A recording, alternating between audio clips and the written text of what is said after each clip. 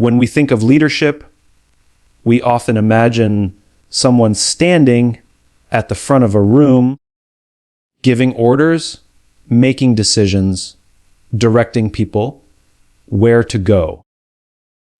But the best leaders don't see their role as being in charge of people. They see their role as being responsible for the people in their charge. There's a big difference. One is about authority. The other is about care. True leadership begins when the focus shifts away from personal success and towards the success and well-being of others. Think of a parent with their child.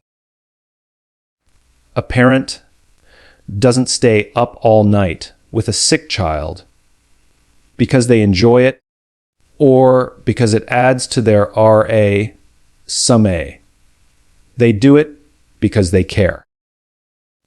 They put the needs of the child above their own comfort. The best leaders approach their teams in the same way. They put people first, not because it looks good on paper, but because they know people are the very reason success is even possible. Without trust, without safety, without a sense of belonging, no team can perform at its best.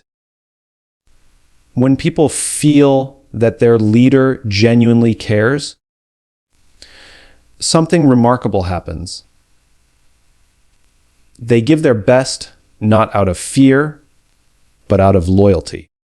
They take risks. They speak up with new ideas. They admit mistakes because they know they won't be punished for being human. This kind of environment is not built overnight. It is built through countless small actions where the leader consistently chooses people over personal gain. It could be as simple as staying behind to help when the team is overwhelmed, or as powerful as taking responsibility when something goes wrong instead of pointing fingers. History shows us countless examples of this principle. Soldiers in combat don't risk their lives for medals or glory. They do it for the person next to them. That trust, that bond, is what the best leaders cultivate in their organizations. They create a culture where people feel, I know my leader has my back. When that trust is present, performance naturally follows. The irony is that by putting others first, leaders often achieve more themselves. Success becomes a byproduct, not the primary aim. When people safe and valued, they give more, they innovate more, and they stay longer. That's the real power of leadership. It's not about leading for the sake of being in charge. It's about leading for the sake of the people you serve. The best leaders know that people are not a means to an end. People are the end. And when leaders put people first, they don't just build stronger teams. They build trust, loyalty, and a foundation for lasting success. People don't do what you tell them to do. They do what they see you doing. That's the essence of leadership. The best leaders understand that their words carry little weight if their actions contradict them. Anyone can write values on a wall or preach about integrity, discipline, or teamwork. But it's not the posters or speeches that shape culture. It's the daily behavior of the leader. If a leader cuts corners, the team will cut corners. If a leader shows up late, the team will show up late. And if a leader consistently embodies the values they speak of, the team will follow without being told. Think about trust for a moment. It cannot be demanded, it must be earned. A leader doesn't inspire trust by insisting on loyalty. They inspire trust by being loyal first. When a leader admits their own mistakes, others feel safe to do the same. When a leader shows humility, others learn that it's acceptable to be human. Leadership is contagious, but only when it's authentic. People can smell hypocrisy, and nothing erodes morale faster than a leader who says one thing and does another. Consider a sports coach who demands discipline from their players, but never shows up on time to practice themselves. Eventually, the players stop listening. But imagine a coach who is the first to arrive, who stays late, who puts in the same sweat and effort they expect from their team. That example sets a standard without needing to be spoken.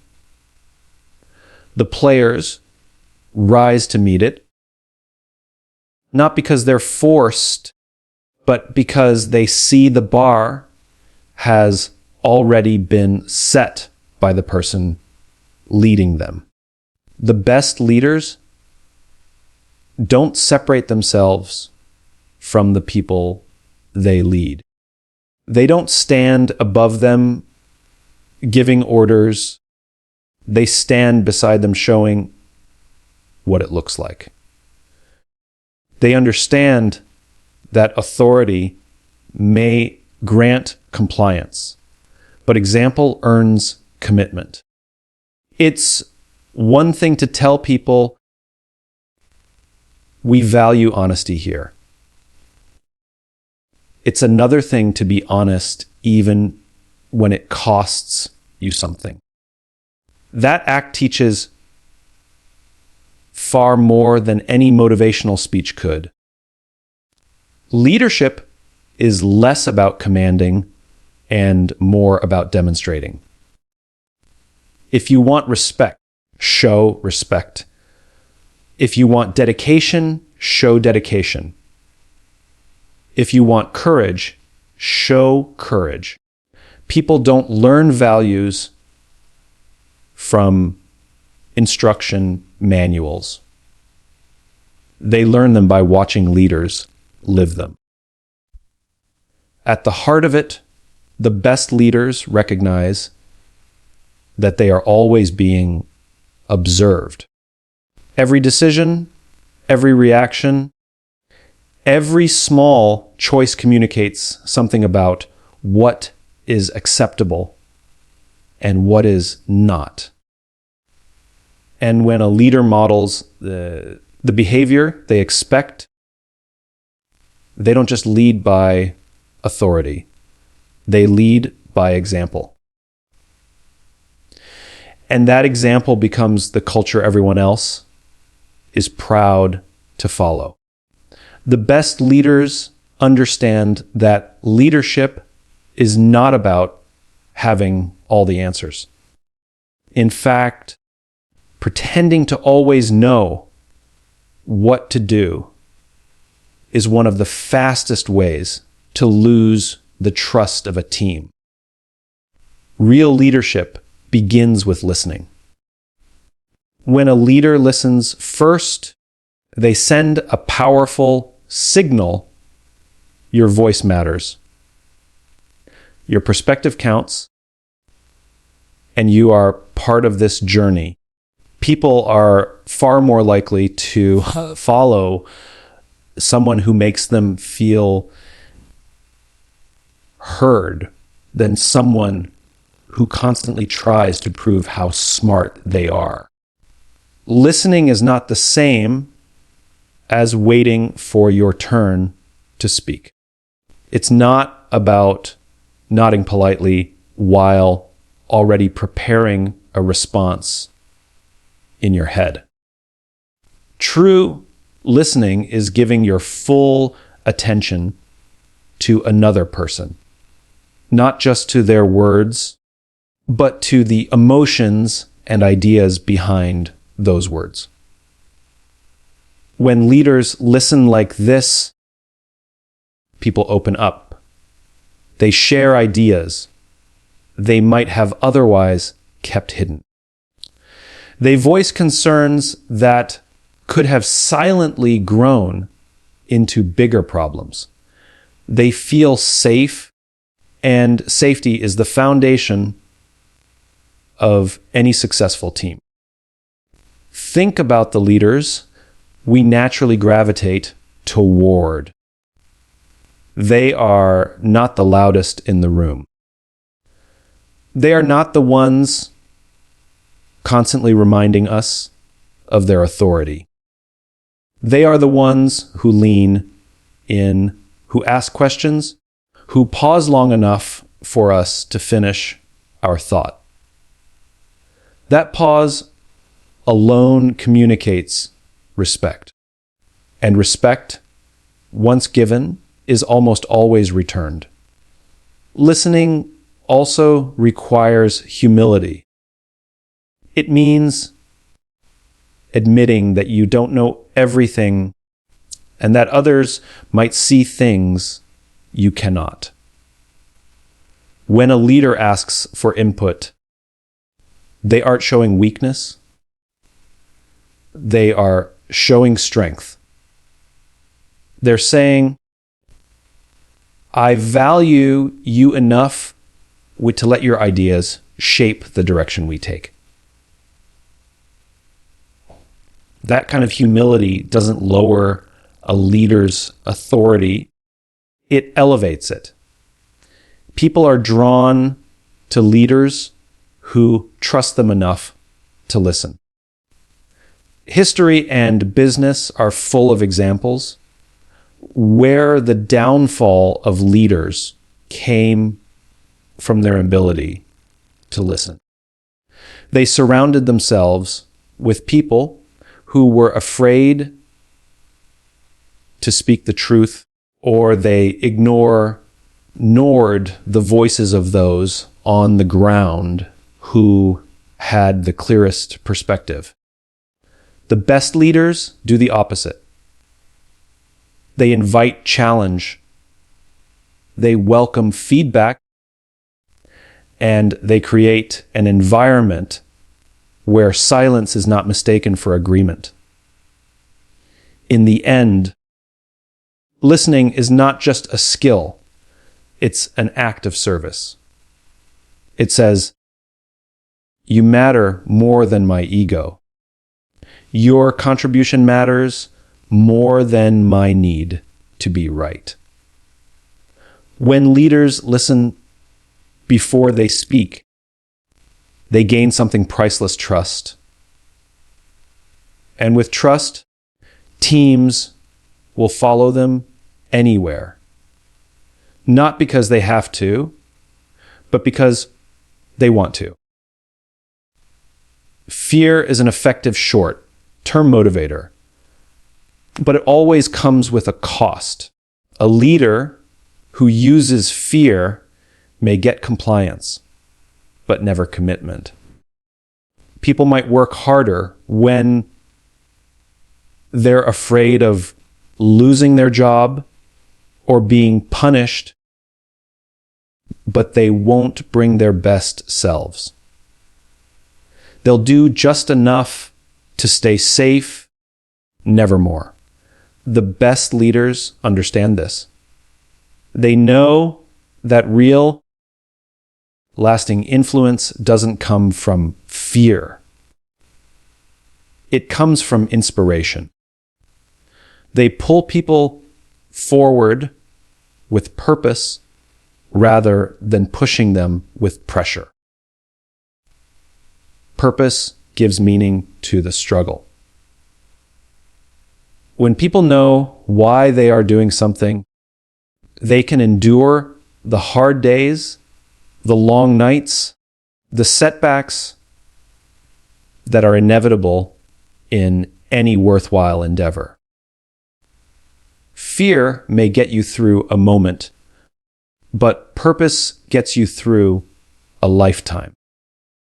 Leaders who communicate purpose create teams that don't just survive challenges. They thrive in them.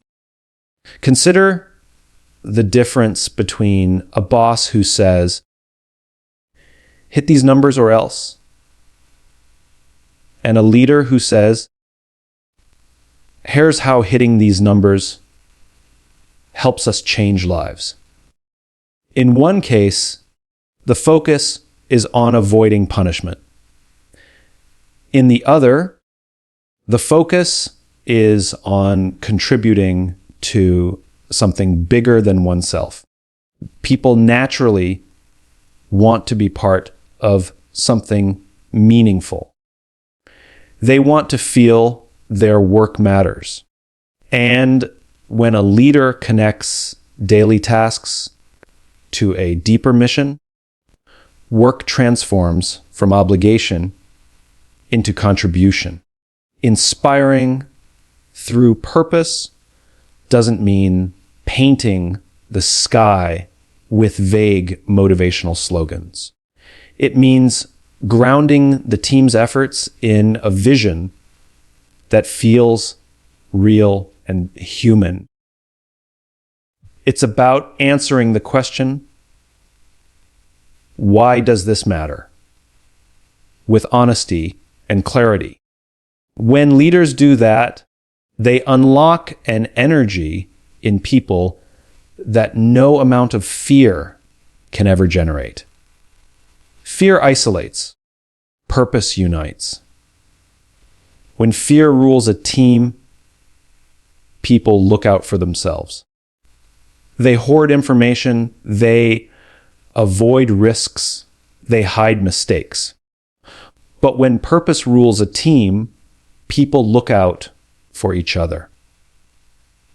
They share ideas freely, they experiment, they innovate because they believe in what they are building together.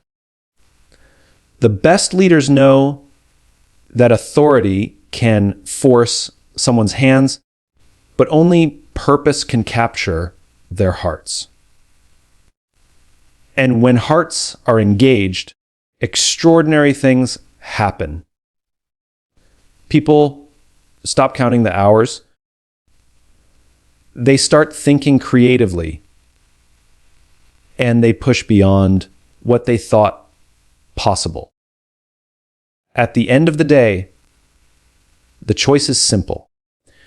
Do you want people to follow you because they're afraid of what happens if they don't? Or do you want them to follow you because they believe in where you're going? The best leaders choose purpose every time because purpose is what inspires people to go farther than fear ever could. The measure of a great leader is not how many followers they have, but how many leaders they create. Anyone can gather a crowd by standing on a stage or sitting at the top of an organizational chart. But true leadership is about multiplying impact. When someone is focused only on collecting followers, the attention always circles back to themselves. The energy of the group becomes dependent on one person, and everything crumbles when that person steps away. But when a leader commits to developing others into leaders, the impact outlives them. It spreads, it scales, and it strengthens. The best leaders know that their job is not to be the smartest person in the room, but to bring out the intelligence and potential in everyone else. They invest their time not in showing people what they can do, but in helping others discover what they are capable of. This requires patience, trust, and a willingness to step back and let others take the spotlight. It is tempting to want to be the hero, to always be the one with the answers. But leadership is not about being the hero. It's about creating the conditions where others can be heroes in their own right. Think about it when a leader teaches someone else how to lead. They create a ripple effect. That new leader will then go on to influence others, who in turn will grow into leaders themselves. It becomes a chain reaction of empowerment. This is how organizations evolve from being dependent on one charismatic figure to being resilient, adaptive, and self-sustaining. It's how communities and companies create legacies that endure. Leaders who focus on creating leaders understand the power of trust. They trust their people with responsibility, and in turn, their people grow into that responsibility. They don't hoard authority or control. Instead, they distribute it. They invite others to make decisions, to take risks, and even to fail. Because every failure is a chance to learn, and every success builds confidence. Over time, those individuals stop waiting to be told what to do and start inspiring others on their own. There's a simple truth: people don't remember leaders because they demanded loyalty. They remember leaders because they gave them belief in themselves. The greatest compliment anyone can give a leader is not, "I followed you," but, "Because of you, I discovered the leader in me." In the end, leadership is not about creating dependency. It's about creating independence. Not about surrounding yourself with admirers, but about surrounding yourself with people who can stand strong, think clearly, and lead others forward. That is the legacy of the best leaders. They don't just gather followers, they ignite generations of leaders.